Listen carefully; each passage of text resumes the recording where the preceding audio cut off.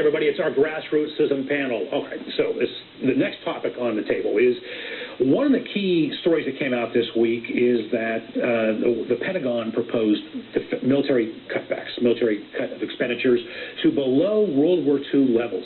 Has a lot of people outraged, mostly on the right, more so than on the left. However, one group that surprised me, and I'm curious, in particular, Dolores Chavez's take on this as a Latino GOP chairwoman in Southern California. Hispanic groups are warning of lost job opportunities for ethnic minority groups. According to one statistic, if the Army's active duty troops are cut by 20%, more than 14,000 Latino Army service men and service women could be let go. Your take on this? I think it's a tragedy.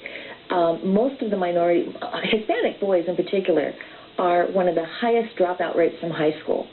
And with the lack of technical programs coming, machinists, woodworking, that sort of thing, the military has always been a great alternative for them. And that serves two purposes. One, for training and jobs. But the most important is security for our country. I have a son active military, and as a Hispanic young man, I'm concerned about what he's concerned. He's concerned about meeting the requirements, that is, whether or not he's going to be able to stay in, and he keeps advancing and, you know, gets higher ranks and so has an education. And the military has traditionally been that opportunity for those that may not have opportunity to get training and what has come out of our military? We've got some of the brightest and best minds coming out of our military and working in our military. So I think it's a tragedy that the current president has decided that this is something that we need to go back on and before World War. Michelle, good idea or a tragedy, as Dolores says? I think it's a good idea. I mean, there is no, it's not a secret that we have a huge budget deficit that needs to be reined in, and we keep wrapping things up.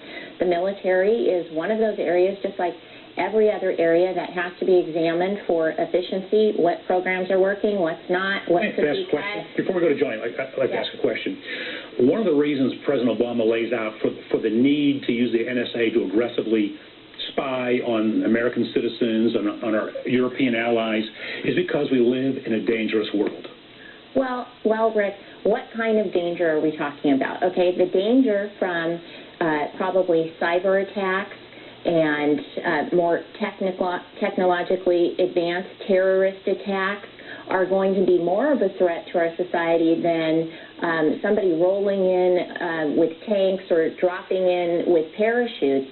So the restructuring of the military, I think, is a good thing. The fact that it's not providing opportunity for people, well, maybe that's a failing of our education system that should provide more opportunity for young Latino males instead of saying like that would go into the military. It depends on what the definition of is.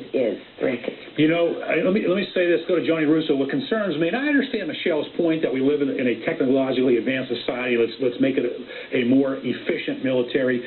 But you know, Dinesh D'Souza was here a week or two ago, and his movie 2016, the premise was Obama wants to make America an unexceptional nation. When I see him pulling it back to below World War II levels, that concerns me. What do you say, John? Rick, you know, even a broken clock is right twice a day, which would make a broken clock twice as smart as Barack Obama on this issue. But, you know, he insults my old boss saying that John McCain thinks this is Rocky IV. Well, you know what? The weak liberals like Obama and John Kerry don't think it's Rocky IV, but Vladimir Putin does. As we speak, Russian troops are invading Ukraine in the Crimea area. And what is this weak liberals' response? To cut the size of the military to the effect we'll have nothing protecting us except 3 drones and RoboCop. It's a mistake.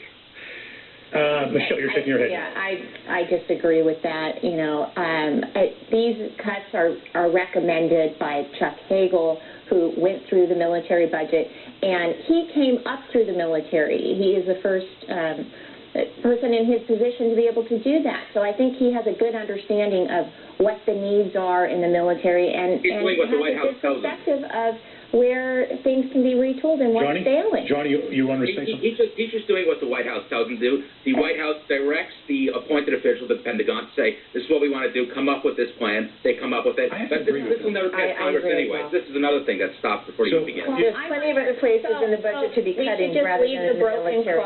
The military has already been cut. Clock so that it can strike twice. How is our military broken? How is our military broken currently? I'm not saying it's broken, but there are inefficiencies in the military, and the military budget needs to be cut just like every other. I think the White House budget needs to be cut before the military budget. Okay, we're going to create a welfare program for people because they don't have any opportunities by letting them go into the military. You know what I think concerns a lot of people on this, Michelle, is that our healthcare system also needed some tweaking around the edges. That's right. And what we did, I take exception to the fact that you make a point that the military is a welfare program.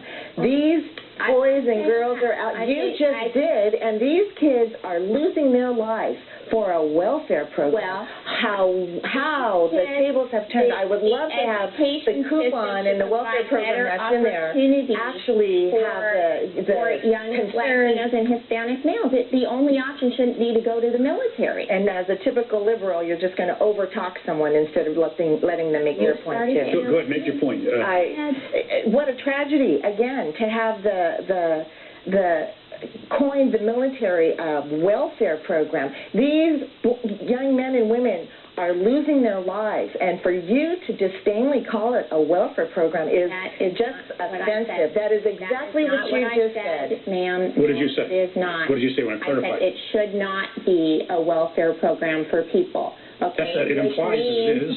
Which means there should be better opportunity educational-wise for, which I said before, young Hispanic males and other minorities, other people, anyone. Shouldn't just be looking at the military as their only option for their career in life.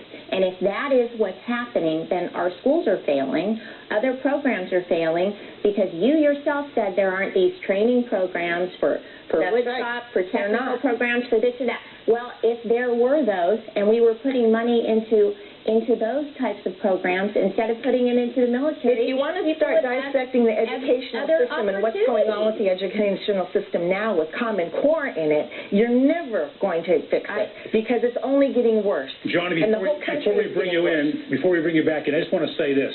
We've watched the healthcare system, which needed tweaked. The government, the Obama White House, instead shook the whole thing upside down, shook it out. They have affected 1/6 of the U.S. economy. You said our military system needs tweaked, probably does, to be brought up to standards of technological advances. I assume so. Is that an agreement? But that doesn't mean that you destroy it down to pre-World War II levels like they did with Obamacare. We're coming out of 2 wars right now, okay? So there is going to be some rollback. So there's a difference between some rollback. It's not going to be at the same level that it has been for the last 10 years. All right, Johnny Russo, I'll give you the final comment on this subject. You know, the typical liberal response is just to throw money at the problem, as if that's going to be a solution. You never hear any Democrats talk about holding teachers at higher responsibilities, because teacher unions are the bread and butter for the Democrats. Good point. I want to hear a Democrat say that I want to hold teachers at a higher standard. Go against the teachers unions for once. All right, Michelle Burton. Teachers should be held to a higher standard. There you go. Michelle Burton of Run Women Run. Thank you for joining us, being part of our panel. Dolores Chavez, where's your son at these days? The United States Air Force Academy. In Colorado Springs, huh? Colorado Springs. Terrific. Latino GOP chairwoman in San Diego County. Thanks for joining us. And Johnny Russo from New York, New York. Always a pleasure to have you with us. Thank you, Johnny. Thanks, Rick. And I want to thank you, our viewers, for watching. We're right back at you again Monday, same time. And now I leave you with our Amato Mio moment of the day. Never take anyone at their word, not even a teleprompter. Thanks so much, Wolf. Appreciate it. Look forward to seeing you. Good job on the Situation Room today, as I'm sure you will do. Thank you. Up next, ad lib, a tease. That's what it says right here.